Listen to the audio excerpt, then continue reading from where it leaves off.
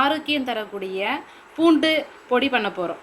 இதுக்கு தேவையான பொருட்கள் பார்த்தா பூண்டு, பட்டை மிளகாய், கருவேப்பிலை, நல்ல எண்ணெய், செக்கில் ஆட்டின நல்ல எண்ணெய், உப்பு. எண்ணெயை ஊற்றி பிறகு நல்லா காஞ்ச மிளகாய் போட்டு நல்லா பொரிச்சிக்குவோம். காஞ்ச மிளகாயை எடுத்துட்டு பூண்டை வறுக்கவும். பூண்டு தோலோடு இருக்கலாம், கொஞ்சம் நல்லா பெரிய தோலை மட்டும் எடுத்துகிட்டு நைஸ் தோலெல்லாம் இருக்கலாம்.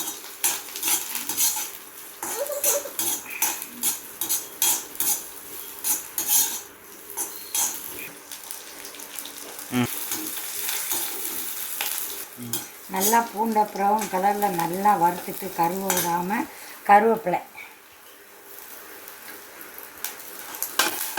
மொறுன்னு வறுக்கணும். போட்டு தேவையான அளவுக்கு உப்பு போட்டு அரைச்சிட்டு இட்லி தோசை எல்லாத்துக்கும் நல்லாயிருக்கும் ருசியாக.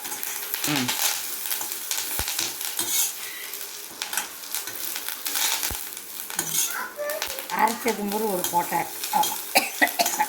ஆரோக்கியம் தரக்கூடிய இந்த பூண்டு பொடி அரைச்சாச்சு.